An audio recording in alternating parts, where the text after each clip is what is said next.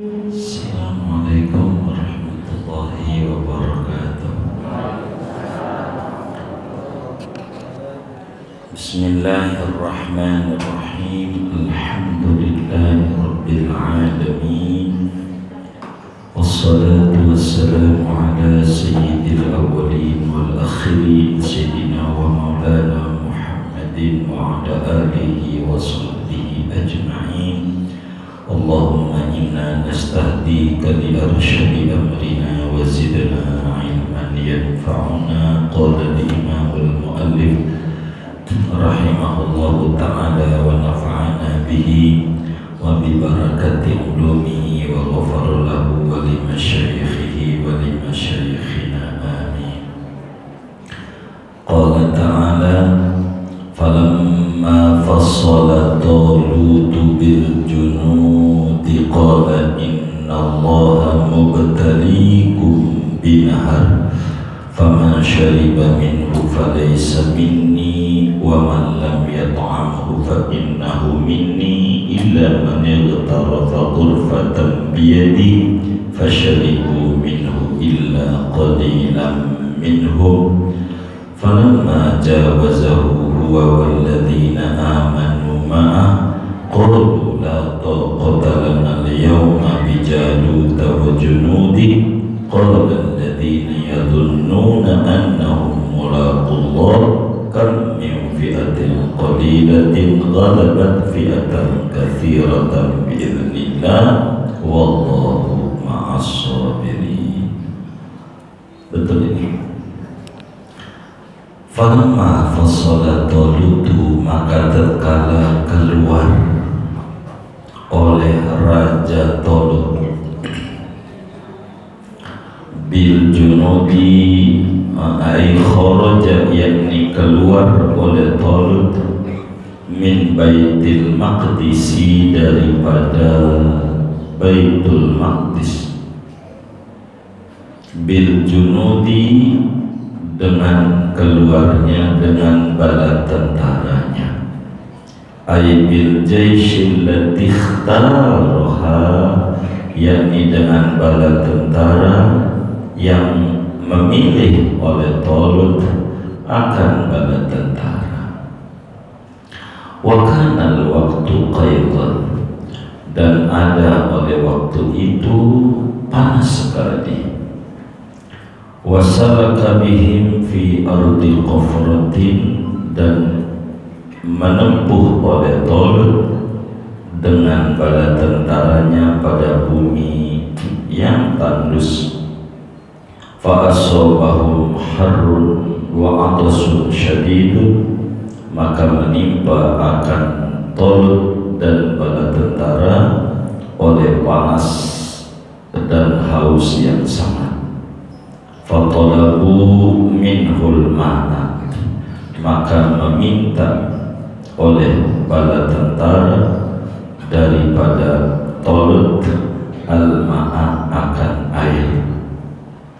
Qala, berkata Talut, innallaha mubtaliikum binahar, sesungguhnya Allah yaitu menguji kamu semua, binaharin, dengan sungai, ay mukhtabirukum, yakni yaitu yang menguji kamu, binaharin jarin, dengan sungai yang mengalir.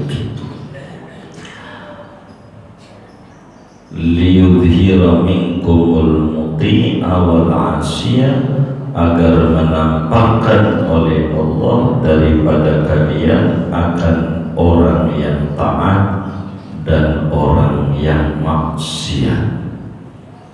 Wa huwa bainal Urduni wa Filistin, sungai itu adanya terletak antara Yordania dan Palestina. Ay wal maqsudu min hadzal ibtila'i an yumayyaza as-siddiqu an-siddiqi wal muwafiqu anil mukhalifin, yakni adapun tujuan dari ini ujian, yaitu bahwa dibedakan orang yang jujur setia daripada orang yang zindik pura-pura, wal muwafiqu yang ngikut, anil mukhalifi daripada yang membangkang. Faman syariba minhu, maka siapa orang yang minum ia minhu dari sungai itu, ay min ma'in nahari, yakni dari air sungai, falaysa minni, maka tidaklah ia dari golonganku, ay min atba'i al-mu'minin, yakni dari pengikut-pengikutku yang beriman. Fala yakunu ma'dunan fi hadzal qitali, maka tidak ada oleh dia, yaitu diizinkan pada ini peperangan. Wa man lam yata'amhu, dan siapa orang yang tidak mencicipi akan sungai itu, ayman lam yadukhu, yakni siapa orang yang tidak mencicipi menghirup ia akan air sungai, fa innahu minni, maka sesungguhnya dia yaitu dari golonganku.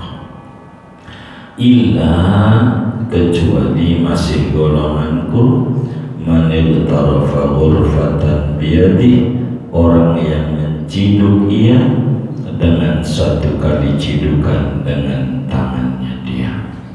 Fa innahu minni, maka itu mah sesungguhnya yang menciduk, yaitu masih daripada golonganku.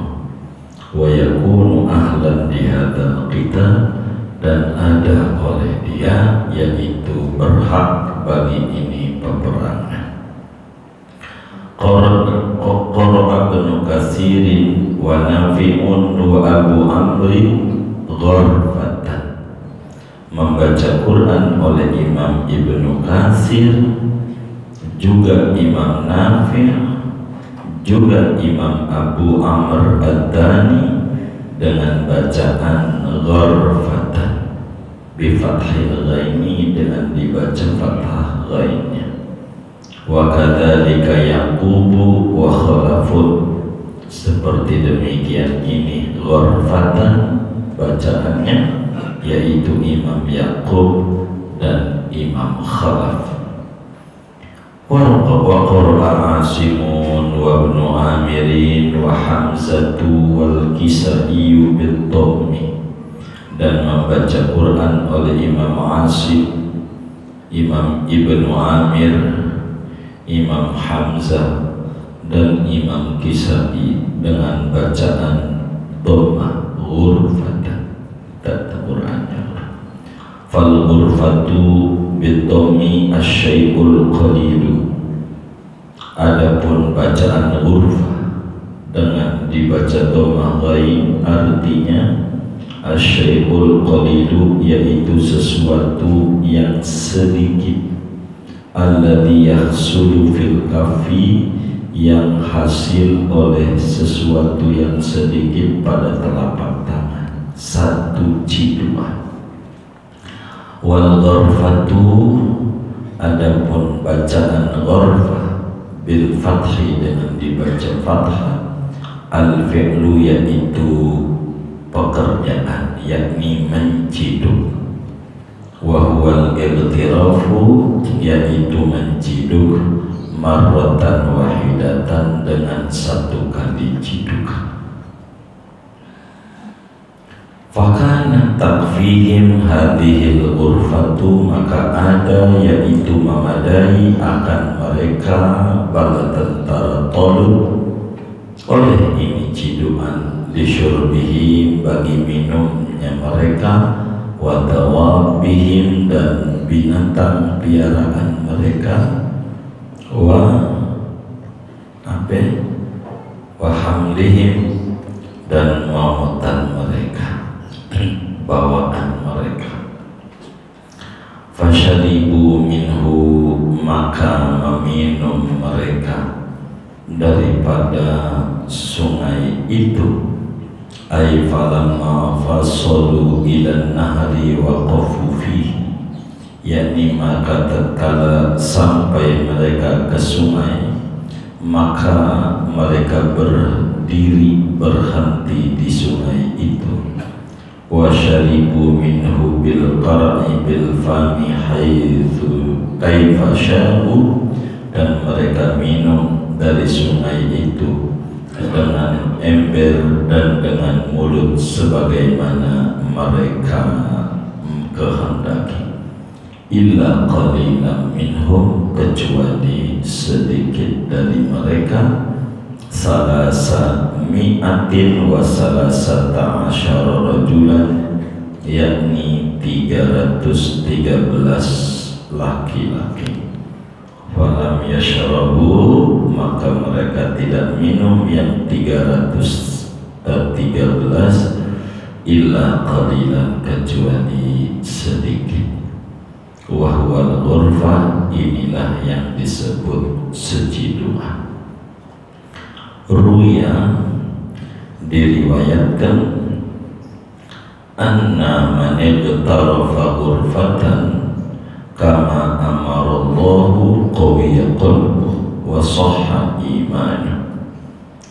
Barang siapa yang menciduk ia dengan satu kali cidukan sebagaimana memerintah oleh Allah, maka kuat oleh kalbunya dan sah oleh imannya. Wa abarun nahra saliman, dan ia melewati akan sungai padahal selamat. Wa kafathu tilkal ghurfatul wahidatu li syurbihi wa dawabihi wa khodamihi,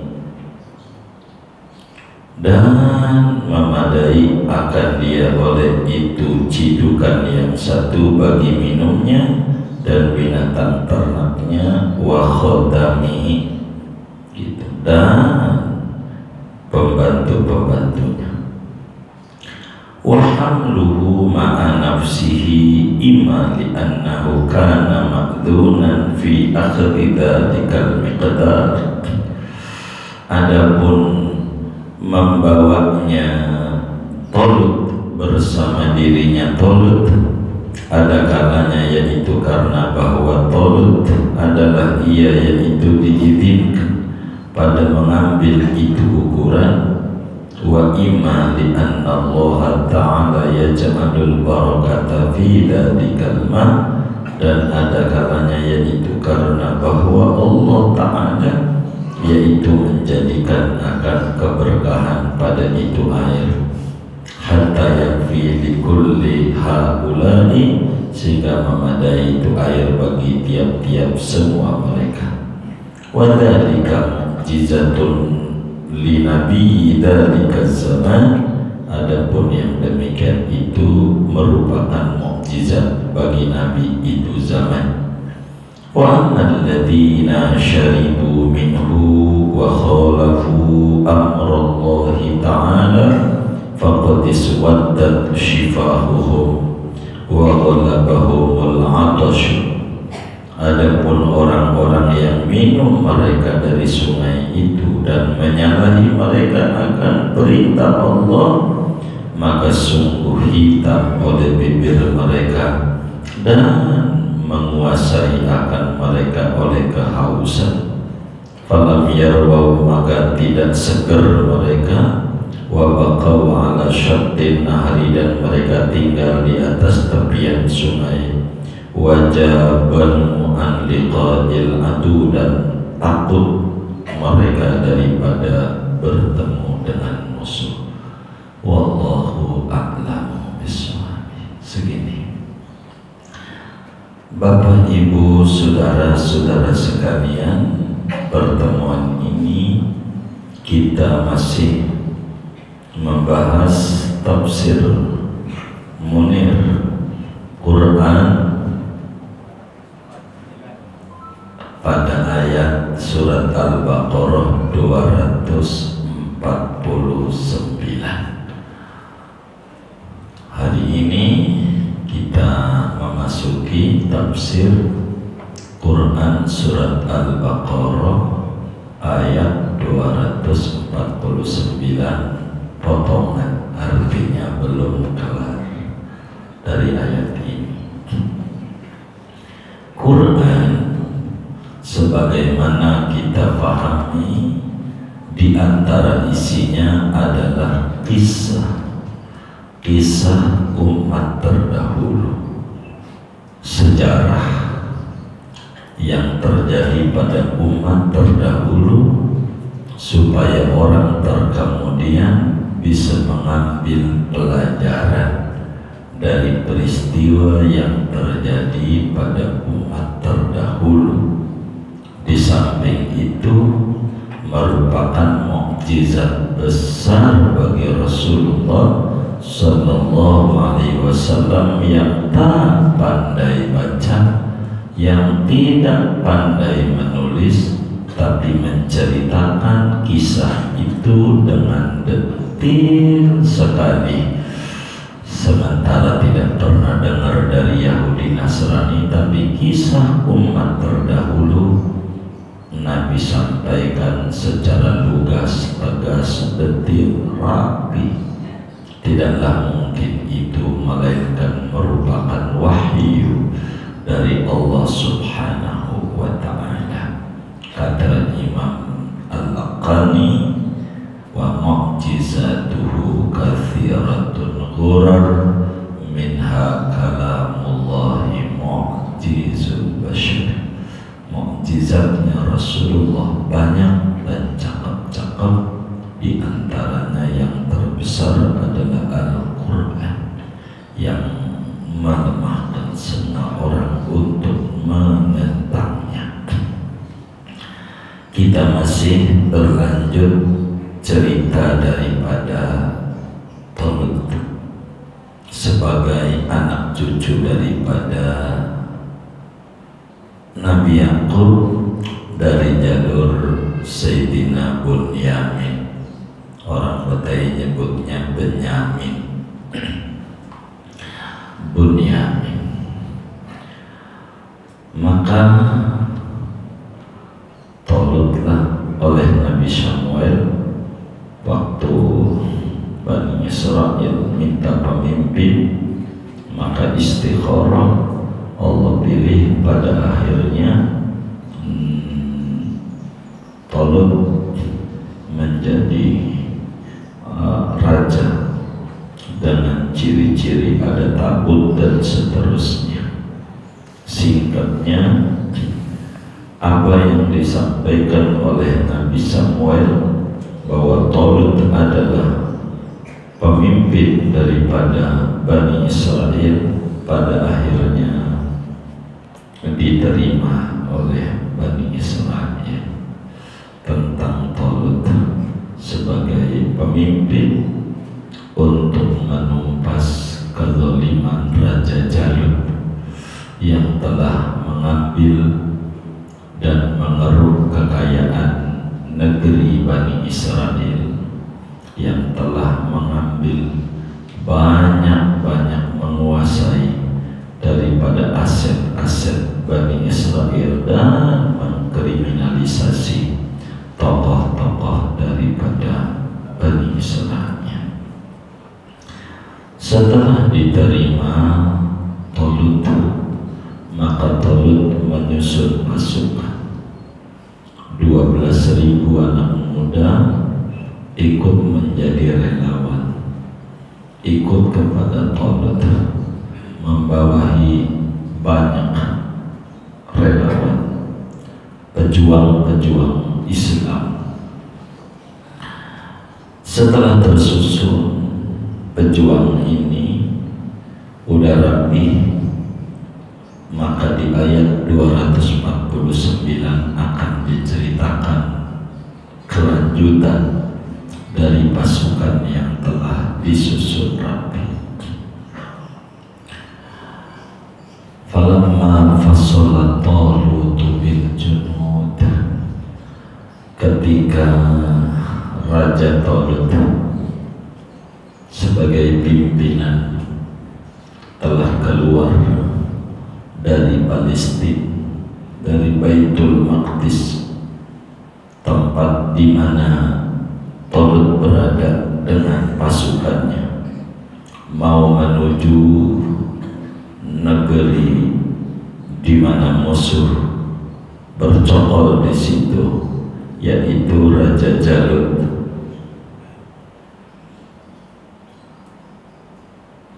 Udah dipilih tentaranya, udah dilatih. Mereka berangkat dari Baitul Maqdis, dari Palestina, menuju tempat daripada musuh. Sementara waktu itu panasnya luar biasa, terik sekali, panas cuacanya. Di samping panas, jalur yang ditempuh terjal, tandus. Udah panas, tandus. Kalau panas tuh banyak pohonan, mendingan ini mau panas, pohonan kagak ada, sehingga perjalanan itu pada mereka Bani Israel yang mau berperang melawan Jalut, pemimpin yang zalim yang didukung oleh oligarki, maka kemudian menimpa panas yang luar biasa, haus, udah kering tenggorokan airnya. Mereka bilang sama Raja Talut, Tuan, kami haus, cari air lah, cari air. Ini berat buat kita, haus. Maka kata Raja Talut, saudara, di depan kita nanti ada sungai, mengalir, ada sungai di depan, dan ini adalah ujian dari Allah. Sungai tapi isinya ujian dari Allah.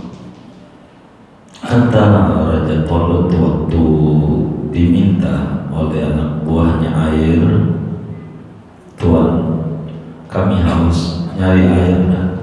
Kata Raja Talut, tidak usah, kita nyari air, sebentar lagi kita mau menyeberang kali.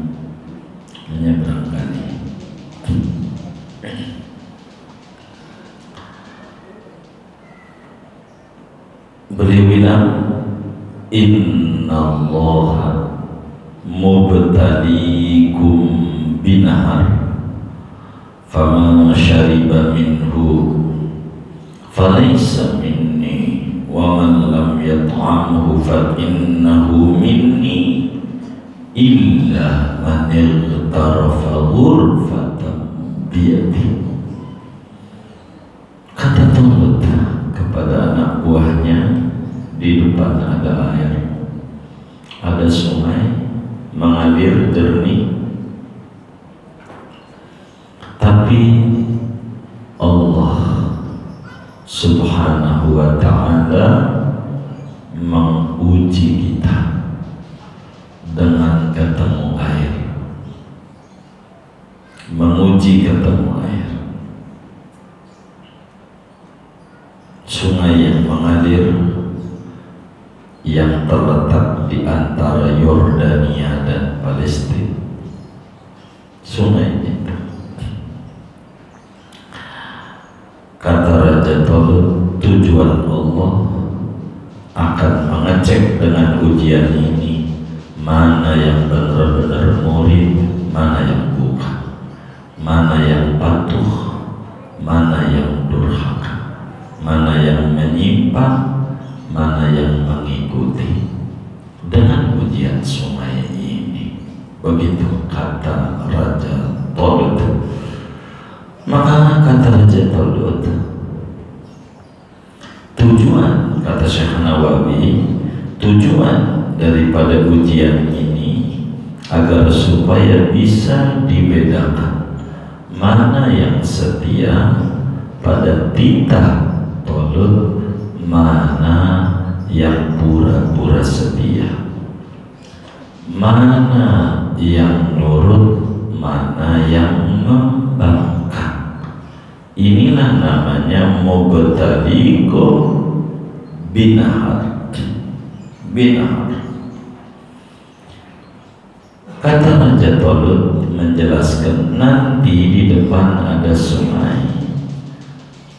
Siapa yang senang-senang dengan sungai itu, minum dari sungai itu, berpuas-puas diri, maka itu orang munafik. Maka bukan pengikutku, berarti dia orang yang berpura-pura ikut doang.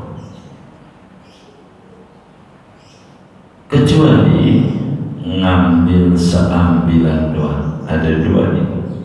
Kalau dibaca ghurfatan segini, ngambilnya namanya seraupan. Bahasa bedanya apa? Seraupan. Kalau dibaca ghurfatan, kalau dibaca ghurfatan, sekali ciduk, meski bukan dengan tangan, seember gitu.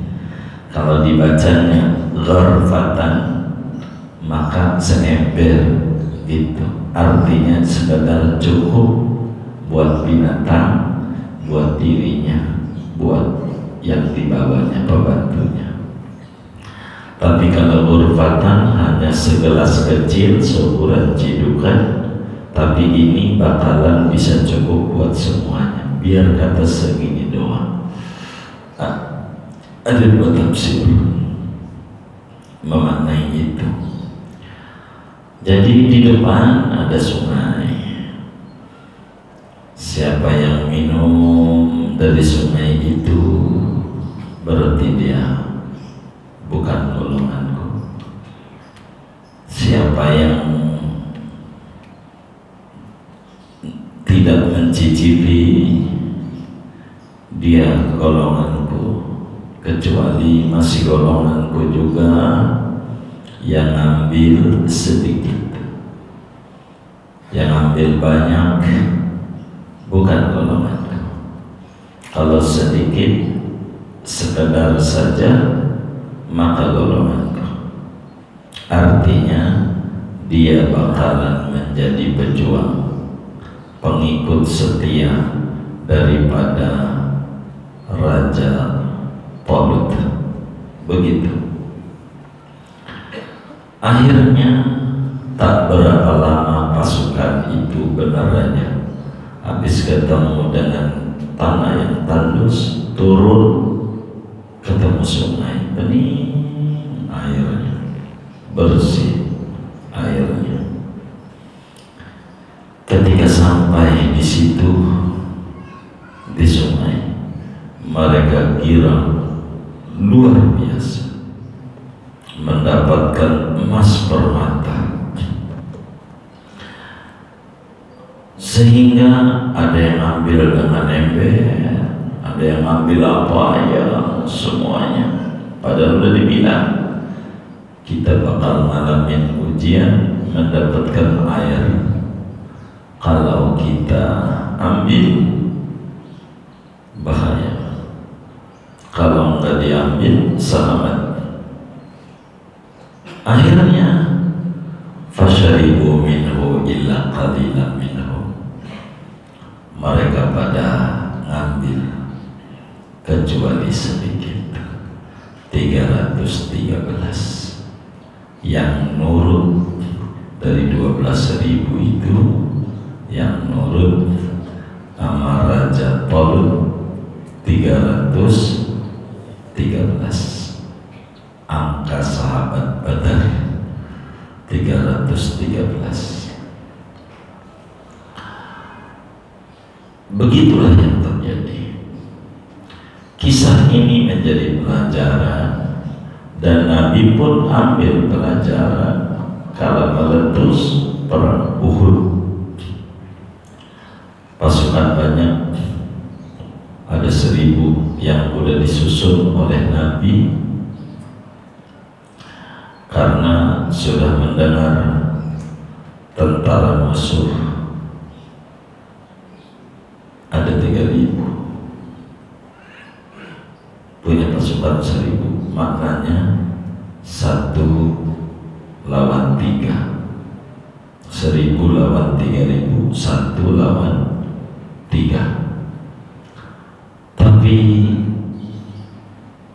kemudian Nabi pos-poskan itu, suruh di sini, Jabal Rumat namanya, di Uhud ada bukit.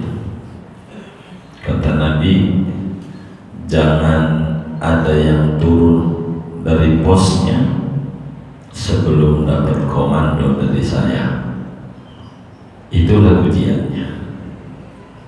Maka di bawah ada kali mengalir, ada gonimah, emas, perak, apa aja ditinggal di bawah oleh pasukan musuh. Begitu kata Nabi, jangan terkecoh, diam saja. Kalau turun bahaya, maka kemudian itu turun. Ketika turun ngambil emas, maka musuh naik ke atas, tinggal ngelemparin doang dengan batu dari atas, dan akhirnya mengalami kekalahan pada perang Uhud karena tidak patuh sama komando yang ada. Begitulah kita, saudara. Ini berulang peristiwa yang terdahulu akan muncul pada peristiwa berikutnya. Begitu. Kalau kita kemudian pengen selamat, maka sesudah ada dibilangin jangan ambil duit. Kalau ente ambil duitnya nanti bahaya, nanti pemimpinnya repot lagi. Akhirnya pada ngambil duit juga, ujungnya mempuyeng aja. Begitu, salah kita. Fasyaribu minhu illa qalilan minhu, maka meminum mereka kecuali sedikit. Dalam satu riwayat, sungai ini punya keajaiban. Yang dilewati oleh pasukan Talut itu, kalau kita ambil seciduk segini nih, maka jiwanya kuat, imannya mantap, tegar kalau seciduk, dan nanti bisa lewati sungai itu dengan selamat untuk menembus tentara musuh. Karena ngadepin tentara musuh kudu lewatin sungai dulu. Yang ngambilnya sedikit, imannya mantap, hatinya kuat, siap menjadi pasukan rela mati. Itu begitu. Tapi kalau yang ngambilnya banyak, maka akan jadi hitam mulutnya, kecil, hausnya enggak hilang-hilang, yang tadi panas minum makin banyak, bukan hilang malah makinan haus, dan akhirnya makin takut ketemu musuh. Itu begitu. Kemudian air ini,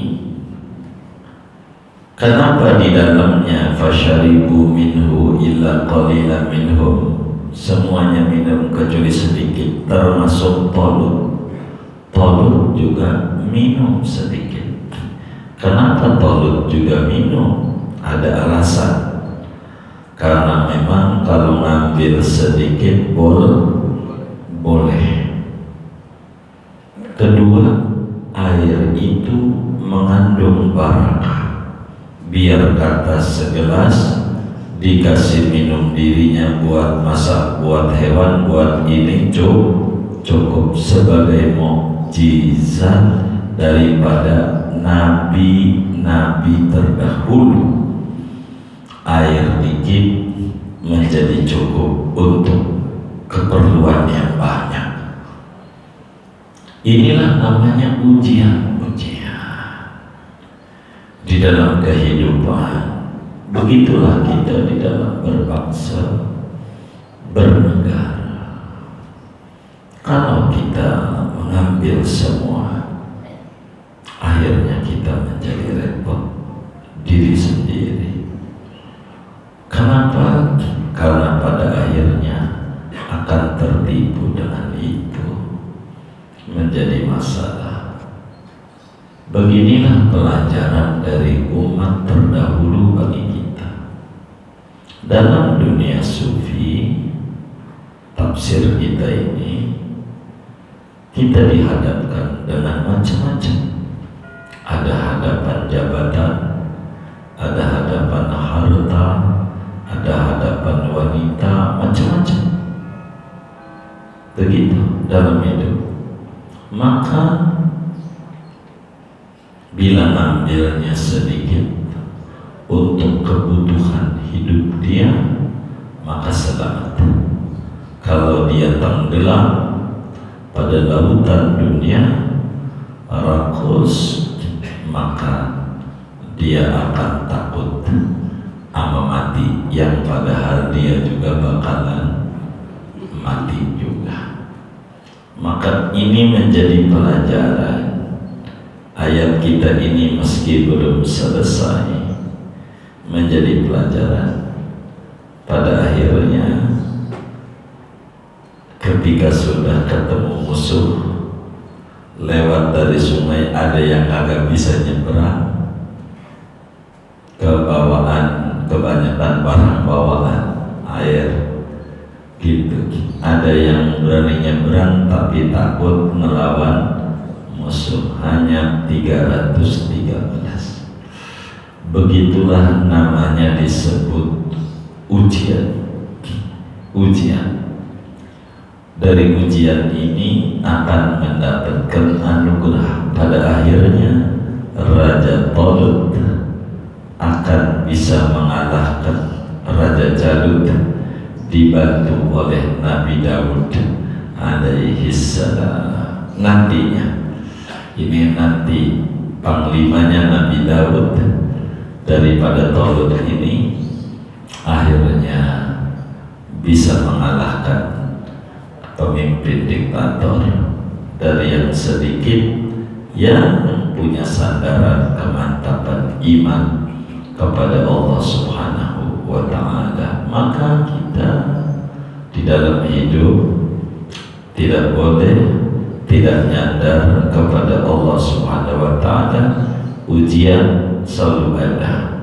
Di dalam kisah Talut, ujiannya nyebrang sungai. Ini namanya ujian, dan ujian itu kita harus isi dengan cara yang benar. Inilah kehidupan, nggak akan lepas.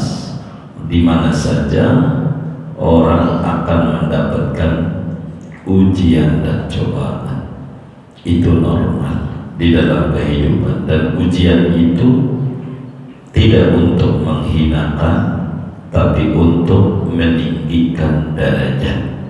Maka kuncinya kalau kita baca terus ke bawah, kam min fi'atin qalilatin ghalabat fi'atan katsiratan bi'idznillah. Berapa banyak golongan yang kecil, asal dapat melibatkan Allah, bisa saja melawan pasukan yang kuat dari berbagai sisinya, senjatanya, ekonominya, segalanya bisa, asal melibatkan Allah. Kamin fi'atin qalilatin ghalabat fi'atan katsiratan biidznillah. Nanti di bawah itu ada, nanti bakal mati pada akhirnya Raja Jalut dengan dibunuh oleh panglimanya daripada Raja Talut, yaitu Nabi Daud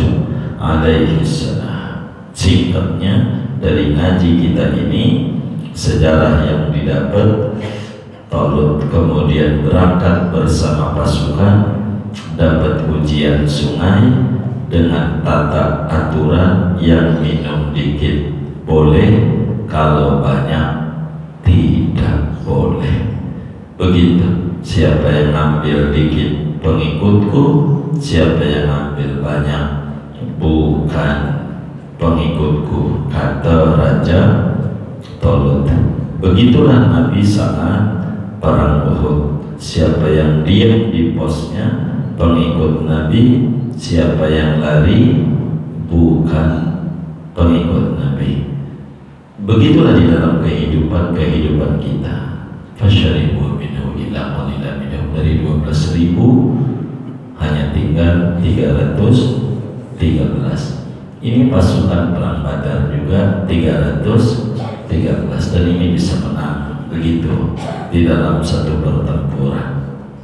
Inilah kisah yang kita dapat, tapi belum kelar. Ini kisah masih panjang, sampailah peristiwa di mana Raja Jalut akan terbunuh di tangan Nabi Daud, karena nanti ada ayat wa qatala Dawudu Jaluta, Nabi Daud akan membunuh Raja Jalut. Masih panjang ceritanya, tapi kita tidak bisa tuntaskan dari ayat demi ayat.